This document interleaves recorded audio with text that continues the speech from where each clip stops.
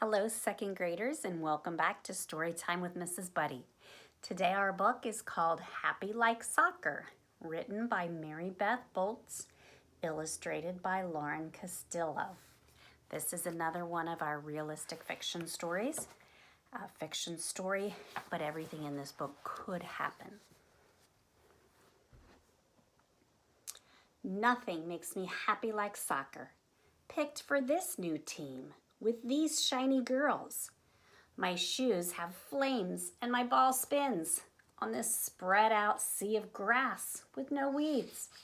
Fields with no holes and real goals, not two garbage cans shoved together like in the lot by my apartment, where soccer means any kid who shows up can play. Who is telling the story, and how can you tell?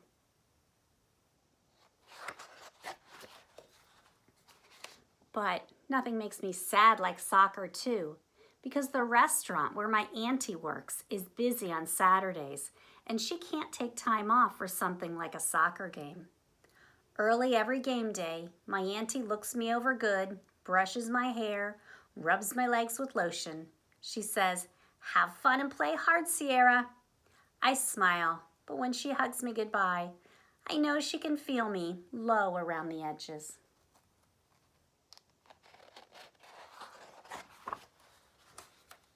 Then my ride comes, filled with laughing girls who know the jokes I don't. We weave past the empty lot and through my neighborhood and outside the city where the buses don't run. Sierra says the girls who know the jokes I don't. How do you think that makes her feel? And notice how the illustrator has used color in the illustrations to set the mood for the setting. When the game starts, I do play hard and I do have fun, but my eyes have their own mind, spying the sidelines where families sit on blankets and wave from fold-out chairs. They cheer for me by number on my uniform, not knowing my name. Every girl has someone there but me. Coach Marco high-fives me and tells me he is glad I am on the team. When he asks me if there's anything I need, I bite my lip without meaning to and tell him no. After the game, we ride back home into the city, through my neighborhood, past the empty lot, and right to the restaurant, where my auntie brings me chicken and noodles. On her break, we talk about the game and what all happened as best I can remember. When Sierra's biting her lip, what do you think she wants to ask the coach for?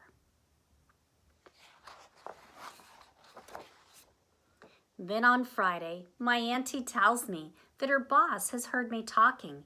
He asked her if she would like to trade her shift on Saturday for one on Sunday so she could come to my last game. "What did you tell him?" I ask. My auntie laughs. I said, "Yes, of course I would." Then we dance a made-up dance in the kitchen and bake a cherry cake the way we always do when there's celebrating going on. So what is it that they're celebrating? That night, I am so excited that I dream about soccer. In my dream, I am running so fast that I lift off the ground a little bit.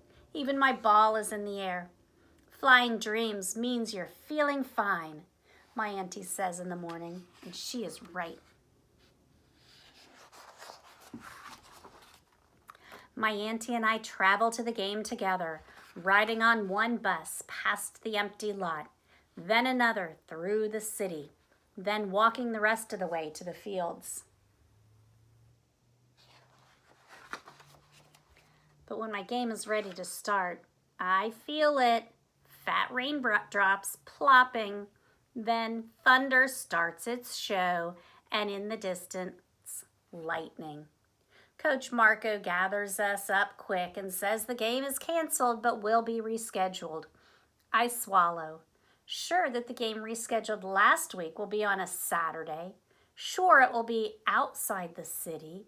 Sure my auntie's boss won't do 2 favors in a row.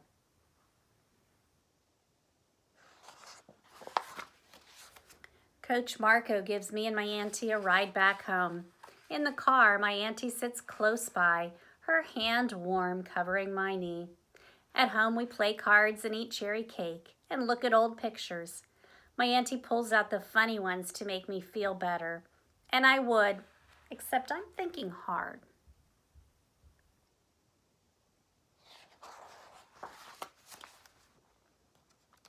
When she tucks me in, I'm still thinking about the empty lot by my apartment and my auntie's day off being Monday. And I wonder if maybe this time, for this last game, I can answer Coach Marco's questions about it if there's anything I'm needing with something true. My auntie is asleep, so I tiptoe to the kitchen.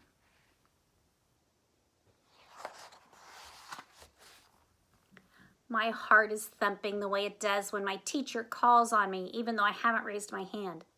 I dial the first part of Coach Marco's phone number and hang up shaky. I wait and try again. Coach Marco answers. I take a breath and tell him I'm sorry for it being late, and then I say my idea fast and all run on, that maybe the game could be on a Monday, and maybe it could be at the lot by my apartment, and then maybe my auntie could come. Coach Marco is quiet, listening. Then he says he'll make some calls. I can't promise, Sierra, he says, but I'll let you know.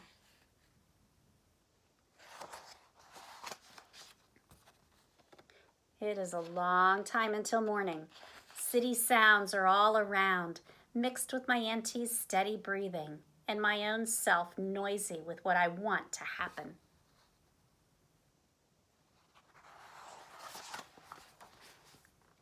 Later, Coach Marco shows up at the lot to see for himself and tells me that my idea was a good one. This will work for everyone, he says, smiling. I run home, skipping the stairs 2 at a time. My words spill the story, and my auntie tips my chin up and looks at me, both amazed and proud. You did that for me? She says. I nod and she pulls me close. For me too, I say. At the last game, there are families on blankets and people waving from fold-out chairs. There are faces from my neighborhood, too, on bikes, stopping by with all the others. And I hear my name because they know me, not just my number. And above the rest, I hear my auntie's strong voice cheering me on.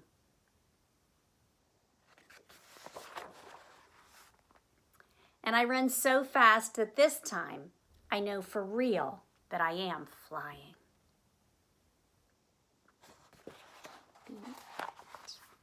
Happy like soccer.